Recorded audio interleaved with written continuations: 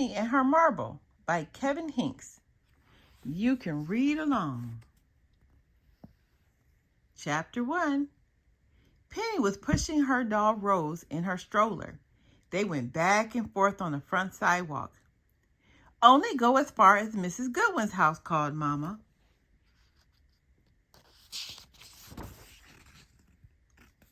Penny pretended they were in a big city. "Look at the tall buildings, Rose," said Penny. When they got to Mrs. Goodwin's house, they turned around. Then Penny pretended they were in the forest.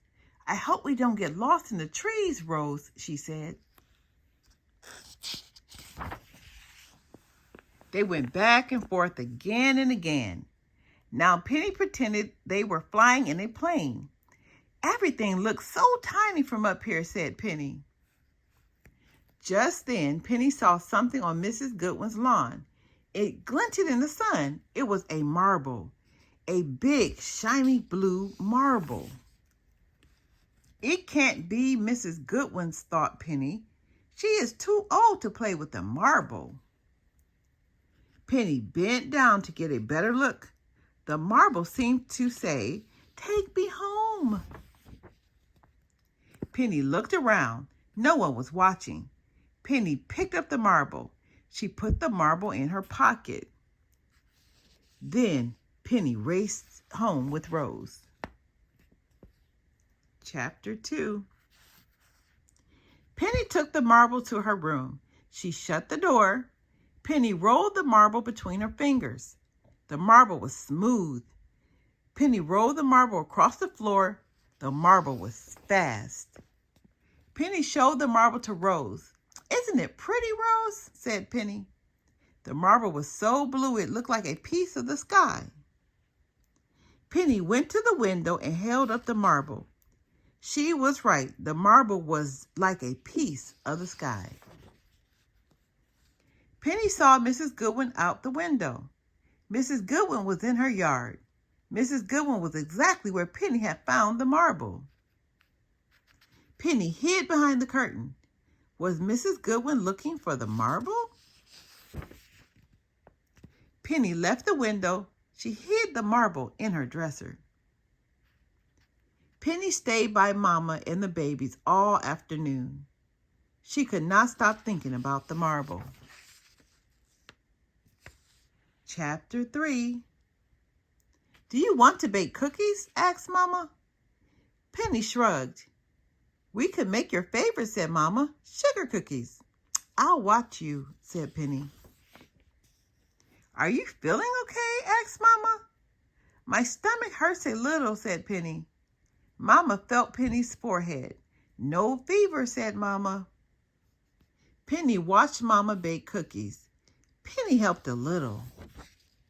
At dinner, Penny did not eat much. The oranges in the bowl looked like big orange marbles. The peas on her plate looked like little green marbles. Penny pushed the peas around her plate. "I am not hungry," she said. Penny did not want a sugar cookie for dessert. At bedtime, Mama said, "You still do not have a fever." Papa said, "You will feel better in the morning." "It's probably just a bug," said Penny. "Are you worried about something?" asked Mama. "No," said Penny. "Are you sure?" asked Papa. Penny nodded. After Mama and Papa left her room, Penny looked at the marble. It was still so blue and so smooth and so shiny. Penny put the marble back in her dresser. Penny could not sleep. She kept thinking about the marble. When Penny did fall asleep, she dreamed. She dreamed that Mrs. Goodwin was knocking on the door, yelling, "Where is my marble?" Then Penny dreamed that the marble grew so big it broke her dresser into bits. Finally, Penny stopped dreaming. She slept deeply until morning. Chapter 4. When Penny woke up, she had forgotten about the marble. All of a sudden, she remembered. Penny got dressed quickly. She got the marble and put it in her pocket. Penny looked for Mama. Mama, said Penny, may I take Rose for a walk before breakfast? Are you feeling better today? Asked Mama. Penny nodded. Okay, said Mama. Just to Mrs. Goodwin's and back. Penny pushed Rose to Mrs. Goodwin's yard. Penny could feel the marble in her pocket. It felt as heavy as a rock. Penny bent down. She put the marble back where she found it. Let's go home, Rose, said Penny. Hurry. Wait, called Mrs. Goodwin. Penny's heart pounded. Oh, Penny, don't you want that pretty blue marble? Penny looked up at Mrs. Goodwin. Penny's cheeks were hot. She could not speak. Mrs. Goodwin said, I found the marble yesterday. It was in the back of my kitchen drawer. I thought someone would love it. That is why I put it on the grass by the sidewalk. I hope someone will walk by and see it, she said. I did see it, said Penny, but I thought it was yours, so I put it back. Mrs. Goodwin picked up the marble. She put the marble in Penny's hand. And now it is yours, said Mrs. Goodwin. Thank you, said Penny. Thank you very much. Penny rolled the marble between her fingers. It seemed even more shiny and smooth and blue than before. Have a good day, said Mrs. Goodwin. I will, said Penny. I will.